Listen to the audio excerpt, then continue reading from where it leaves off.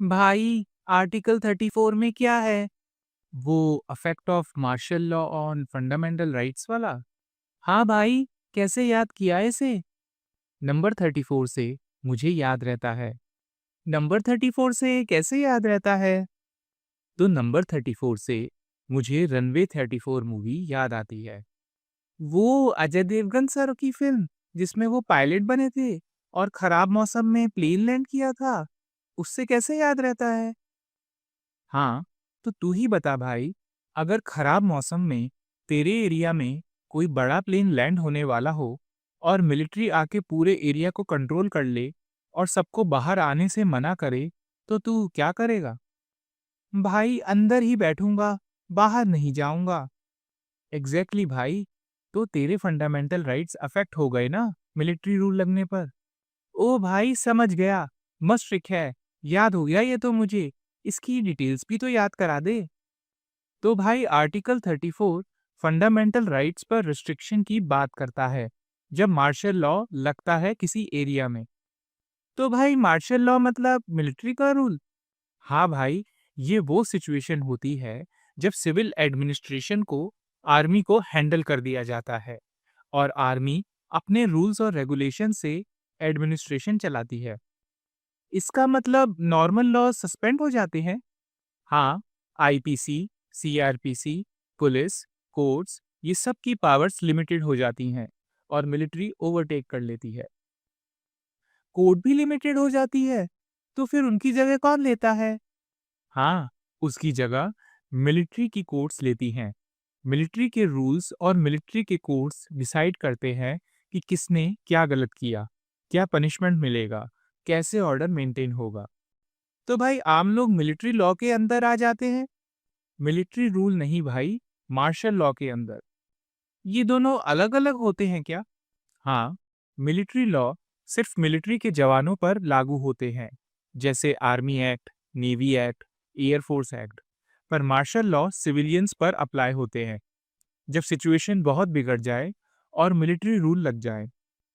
तो भाई, ये सब कॉन्स्टिट्यूशन में लिखा है? नहीं भाई, कॉन्स्टिट्यूशन में कहीं भी मार्शल लॉ डिफाइन नहीं है। तो फिर ये रूल्स कैसे लगेंगे, ये लिखा है? नहीं भाई, ये भी कहीं नहीं लिखा। तो फिर है क्या इस आर्टिकल में? आर्टिकल 34 पार्लियामेंट को पावर देता है कि वो किसी भी गवर्नमेंट सर्वेंट या किसी भी पर्सन को इंडेमनीफाई कर सकती है। ये इंडेमनीफाई क्या होता है? मतलब, अगर सेंटर या स्टेट के ऑफिसर्स या और कोई भी पर्सन ने मार्शल लॉ के दौरान ऑर्डर मेंटेन करने के लिए कोई एक्शन लिया हो, तो पार्लियामेंट लॉ बनाकर उनको प्रोटेक्ट कर सकती है। अच्छा, पर भाई, मिलिट्री रूल जब हट जाएगा तो जो डिसीजंस लिए होते हैं, क्या वो चेंज हो जाते हैं नॉर्मल रूल्स के अकॉर्डिंग? नहीं, पार्लियामेंट मार्शल रूल में दी गई पनिशमेंट सेंटेंसेस को बाद में वैलिडेट कर सकती है।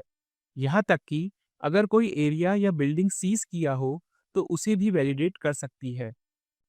तो भाई, पार्लियामेंट का ये प्रोटेक्शन देने वाला एक्ट तो कोर्ट में चैलेंज हो जाएगा ना?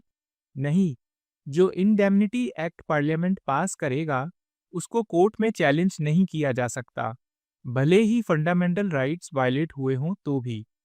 भाई, ये कॉन्स्टिट्यूशन ने बहुत ज्यादा पावर नहीं दे दी पार्लियामेंट को? हाँ भाई, पर इंडियन पार्लियामेंट ने आर्टिकल 34 के अंदर कभी कोई लॉ नहीं बनाया। पर भाई, इमरजेंसी तो लगी थी ना? क्या आर्टिकल 34 की एक्सट्रीम सिचुएशंस और इमरजेंसी अलग है? हाँ, नेशनल इमरजेंसी आर्टिकल 352 में आती है। अब ये कैसे याद होगा भाई? इजी से याद हो जाएगा भाई। इजी से कैसे याद होगा? इजी नहीं भाई, ईजी। ध्यान से देख, इमरजेंसी में पहला लेटर ई, फिर बीच का लेटर जी और लास्ट लेटर वाई से हम नंबर 352 बना सकते हैं। वो कैसे भाई? देख, लेटर ई की मिरर इमेज है नंबर 3।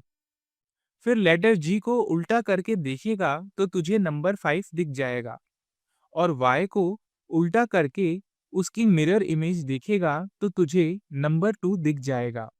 तो इमरजेंसी के ईजी से तुझे नंबर 352 याद हो जाएगा। अरे हाँ भाई, मस्त ट्रिक है। एकदम याद हो गया। अब डिफरेंस भी तो याद करा दे।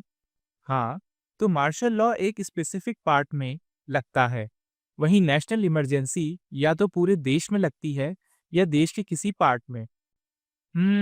मतलब नेशनल इमरजेंसी का स्कोप बड़ा है। हाँ भाई, फिर मार्शल लॉ कॉन्स्टिट्यूशन में डिफाइन नहीं है, पर नेशनल इमरजेंसी का डिटेल प्रोविजन है कॉन्स्टिट्यूशन में। अच्छा, मतलब नेशनल इमरजेंसी कॉन्स्टिट्यूशन में अच्छे से डिफाइन है। एकदम सही भाई। फिर मार्शल लॉ सिर्फ फंडामेंटल राइट्स को अफेक्ट करता है, वहीं पर नेशनल इमरजेंसी में फंडामेंटल राइट्स तो अफेक्ट होते ही हैं, पर साथ ही साथ सेंटर और स्टेट के रिलेशंस, उनके बीच में रेवेन्यू डिस्ट्रीब्यूशन में बदलाव आ जाता है। इसके अलावा पार्लियामेंट अपना टेन्योर भी बदल सकती है। मतलब नेशनल इमरजेंसी में सिविलियन एडमिनिस्ट्रेशन में काफी बड़े चेंजेस आते हैं, खासकर सेंटर और स्टेट्स के रिलेशंस में। बिल्कुल सही भाई। फिर मार्शल लॉ में गवर्नमेंट और कोर्ट्स सस्पेंड हो जाते हैं और मिलिट्री टेक ओवर कर लेती है, पर नेशनल इमरजेंसी में गवर्नमेंट और कोर्ट्स सस्पेंड नहीं होते। अच्छा, मतलब नेशनल इमरजेंसी में सिविलियन एडमिनिस्ट्रेशन नॉर्मल चलता रहता है। सही समझा भाई। और मार्शल लॉ को लॉ एंड ऑर्डर को रिस्टोर करने के लिए लगाया जा सकता है किसी भी एक्सट्रीम सिचुएशन में, पर नेशनल इमरजेंसी सिर्फ इन 3 रीजंस पर ही लगाई जा सकती है। मतलब नेशनल इमरजेंसी के रीजन बता रखे हैं, पर मार्शल लॉ किसी भी रीजन से लगाया जा सकता है। जैसे खराब मौसम में अगर मेरे एरिया में अजय सर को प्लेन उतारना हो तो। वाह भाई, रनवे 34 मूवी और ईजी ट्रिक से एकदम याद हो गया आर्टिकल 34। थैंक्स यारा। अगर आपको भी याद हुआ हो तो इस वीडियो को लाइक करें, शेयर करें और हमें फॉलो करें।